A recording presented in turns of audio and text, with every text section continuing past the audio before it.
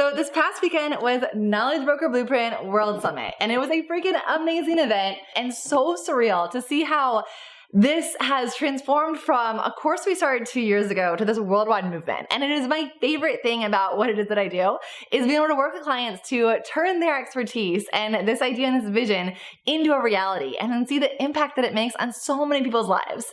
Now, this event originally was planned to be live in person in Vegas, and I can't lie and say that I wasn't a little bit disappointed when I had to cancel my second trip to Vegas this summer because I am missing in-person events so much. But you know, there's a pandemic and I guess we're doing what we have to do.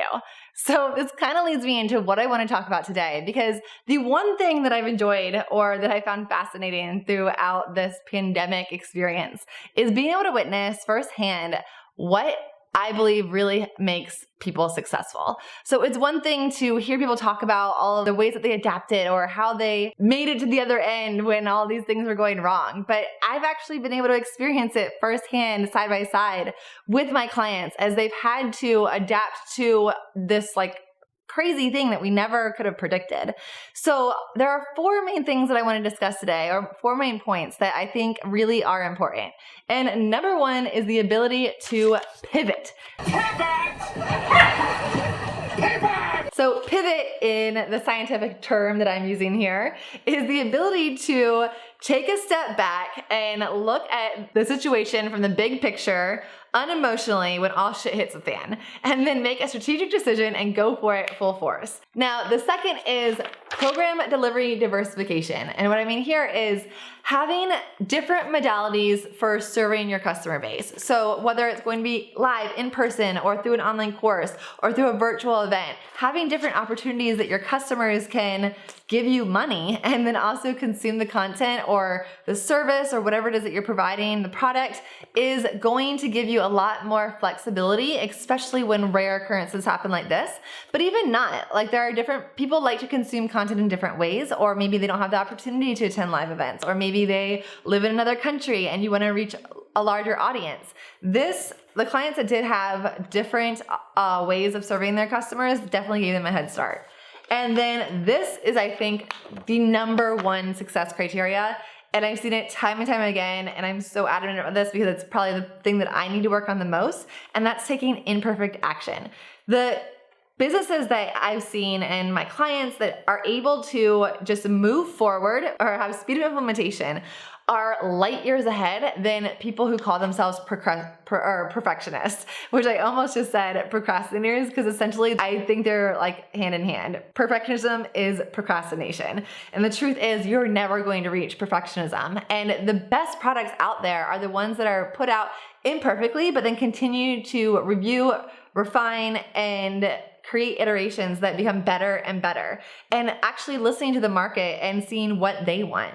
And then finally, the 4th is hire out expertise where needed. So if budget permits, hiring experts to help you move faster so that you have that speed of implementation is going to give you so much advantage over people that try to do everything in-house or on their own.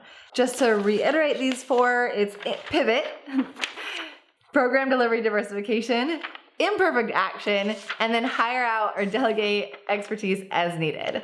So a few examples of my clients that have been able to pivot over this course of this pandemic. My first, I would say, is Tracy Mallett with Booty Bar. And so if you're not familiar with Booty Bar it's like a ballet fitness. And primarily all of her courses or her programs were delivered in person. So overnight, we needed to switch to delivering everything through Zoom or through virtual courses or online courses. And luckily she had already started the program delivery diversification. So it wasn't like starting from 0, but definitely had to pick up speed on that. And still LA, where they live, still is not open, which is crazy to me. Another example, of course, would be Tony Robbins. Tony had to cancel UPW, Unleash the Power Within, which has 15,000 people, so many of them, and pivoted very quickly, built this 10-foot, 360-degree studio that he can now deliver UPW and Date with Destiny and Business Mastery all virtually. So as soon as people can go back to live events, I'm sure he's going to, but now he probably will be able to have the opportunity to do both. So he's able to reach even more people all throughout the world.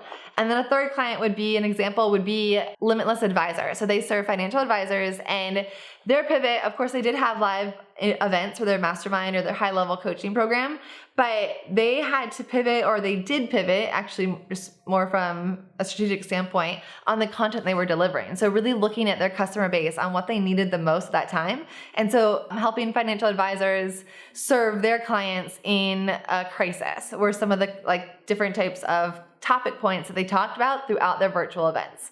So those are just a few short examples, but there are so many that I've been able to witness, and it just really is fascinating to me. And I have so much more admiration, just respect for my clients and customers than I already did, because it's one thing to hear about it, or you already see them at a certain level, and then now be able to witness firsthand, even when things do go really bad, you're able to make that change that's needed. Because no matter what happens, no matter where you are in your business, there are always going to be things that don't go according to plan. Whether it's a business partnership that goes south, or it's revenue that you thought was coming in that ended up not coming in, or it's new competition, or a technology disruption that happens overnight and game plan has to change.